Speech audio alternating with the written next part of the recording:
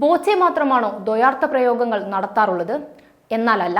രാഷ്ട്രീയത്തിലും ഇത്തരം പ്രയോഗങ്ങൾ കൈമുതലാക്കിയ ബിരുദന്മാരുണ്ട്. ഒളിഞ്ഞും തെളിഞ്ഞും അവസരങ്ങൾ കിട്ടുമ്പോഴെല്ലാം ഇവരിത് പ്രയോഗിക്കാറുമുണ്ട്. മാന്യതയുടെ മുഖംമൂടി അണിഞ്ഞ് മറഞ്ഞിരുന്നാലൊന്നും നടത്തിയ അശ്ലീല പരാമർശങ്ങൾ ആരും മറക്കില്ല.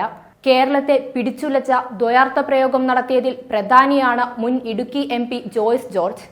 ലൈംഗിക ചുവയുള്ള പരാമർശം നടത്തി ഏറെ വിവാദം സൃഷ്ടിച്ച ആളാണ് ഇദ്ദേഹം. അങ്ങനെ നോക്കുമ്പോൾ ബോച്ചയ്ക്ക് മുൻപ് അഴിക്കുള്ളിലാകേണ്ട വ്യക്തി കൂടിയാണ് ഇദ്ദേഹം.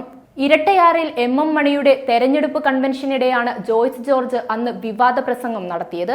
കോളേജ് വിദ്യാർത്ഥിനികളെ രാഹുൽ ഗാന്ധിയുമായി ചേർത്ത് വെച്ചുള്ള ദ്വയാർത്ഥ പരാമർശമാണ് ജോയ്സ് ജോർജ് നടത്തിയ ദ്വയാർത്ഥ പ്രയോഗത്തിലെ വരികളാകട്ടെ ഇങ്ങനെയാണ്: രാഹുൽ ഗാന്ധിയുടെ മുന്നിൽ വളയാനും കുനിയാനുമൊന്നും പോവരുത്. അദ്ദേഹം പെണ്ണൊന്നും കെട്ടിയിട്ടില്ല. അതുകൊണ്ട് അതൊക്കെ ശ്രദ്ധിക്കണമെന്ന് പറഞ്ഞു പൊതുവേദിയിൽ വെച്ച് വിദ്യാർത്ഥികളെ ഒന്നടങ്കം അപമാനിച്ചു. ഇതിലൂടെ ഒന്ന് വ്യക്തം: അവനവന്റെ ഉള്ളിലുള്ള അശ്ലീലമാണ് വാക്കുകളിലൂടെ പുറത്തു വരുന്നതെന്ന്. ഈ അശ്ലീല പരാമർശം വൻ വിവാദമാകുകയും കേരളത്തിലെ വനിതാ സംഘടനകളടക്കം വിഷയം ഏറ്റെടുക്കുകയും ചെയ്തു. തൊട്ടുപുറകെ ജോയ്സ് ജോർജിനെ പിന്തുണച്ച് MM മണിയും അന്ന് രംഗത്തു വന്നു. അശ്ലീല പരാമർശത്തിന്റെ കാര്യത്തിൽ MM മണി ഒട്ടും പുറകിലല്ല. അതുകൊണ്ട് ഇവർക്കിടയിൽ ആ ഒത്തൊരുമ ഇല്ലാതിരിക്കില്ലല്ലോ.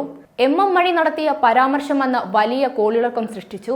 2017 ഏപ്രിൽ മാസം മൂന്നാറിൽ കയ്യേറ്റമൊഴിപ്പിക്കുന്നതിനെ ചൊല്ലിയുള്ള വിവാദങ്ങൾക്കിടെയാണ് വനിതാ തൊഴിലാളികളുടെ കൂട്ടായ്മയായ പൊമ്പിളെ ഒരുമയ്ക്കെതിരെ MM മണി അശ്ലീല പരാമർശം നടത്തിയത്.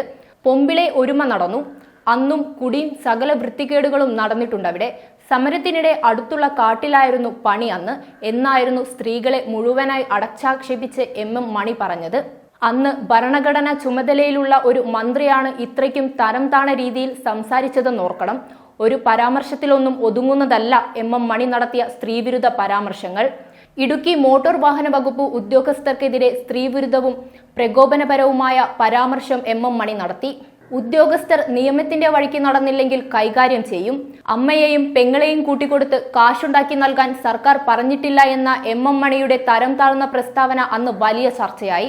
എന്തുകൊണ്ട് MM മണിക്കെതിരെ അന്ന് നിയമ നടപടി സ്വീകരിച്ചില്ല? പണവും പ്രശസ്തിയുമുള്ളവർക്ക് എന്തുമാകാമെന്നുള്ള നിലപാടാണോ ഇതിൽ മുഴുവൻ പ്രതിഫലിക്കുന്നത്? ഇങ്ങനെ അശ്ലീല പരാമർശങ്ങൾ നടത്തിയ രാഷ്ട്രീയക്കാർ ആരാലും ചോദ്യം ചെയ്യപ്പെടാതെ തന്നെ ഇന്നും ഉന്നത തലങ്ങളിൽ പ്രവർത്തിക്കുന്നുണ്ട്. ഒരു ബോച്ചയിൽ ഒതുങ്ങുന്നതൊന്നുമല്ല ഇത്.